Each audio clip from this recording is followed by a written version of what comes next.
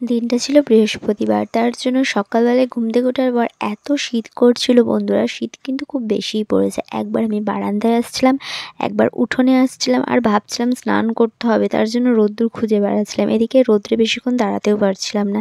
তারপর অনেক কষ্টে মনকে বুঝিয়ে আর কি স্নান কমপ্লিট করেছি। স্নান করার পর পুজো দেওয়ার পালা। পুজো টুজো দেওয়া হয়ে গেছে। তারপর ভাবলাম যে আজকে আমি আলপনা দিয়েছি, দেখো প্রত্যেক বৃহস্পতিবারে আলপনা দিই, কিন্তু আজকে না আলপনাটা পুরো একই রকম হয়েছে। মানে আমার খুব তাড়া ছিল, যেহেতু 10:30 11টা বাজছিল যখন আমি পুজো দিচ্ছিলাম, সেই কারণে আমি তাড়াতাড়ি আলপনা দেওয়ার চেষ্টা করছিলাম। সেই জন্য একটা ডিজাইনই সব জায়গায় করেছিলাম, আর নিজেরই দিয়ে পরে হাসি পাচ্ছিল। তো সেটাই তোমাদের সাথে শেয়ার করছিলাম। আর আলপনা দেখাতে দেখাতে হঠাৎ মাথায় এলো, এই যে আমি আলপনা যখন দেখাচ্ছি একটু ঠাকুরগুলোও দেখিয়ে দিই। অনেক দিন তো আমার ঠাকুরগুলোকে তোমাদের দেখানো হয়নি, তাই না?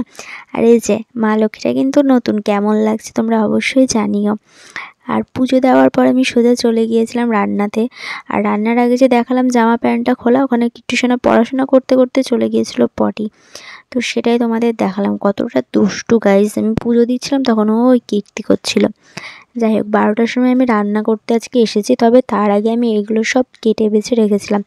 আজকে কিন্তু ডিমের ঝোল হবে, আর হবে পুঁই মুচুরি ভাজা, আর ওদিকে তো তোমরা দেখলে পেঁয়াজকলি ভাজা হবে। দেখো আমি কিন্তু রান্না করার পর কিট্টুকে খাইয়ে নিয়েছিলাম, তারপরে এখন আমার খাওয়ার পালা। আজকে আমার খেতে খেতে পুরো 4টে বেজেছে, কারণ রান্নাই করতে শুরু করেছিলাম আমি 12:30 থেকে। তো সেই জন্য অনেকটা লেট হয়ে গিয়েছে, আর শরীরটাও খুব একটা ভালো ছিল না। তো যাই হোক, এখন খাচ্ছে, আর ক্যামেরাম্যান কিন্তু আমার বাবু।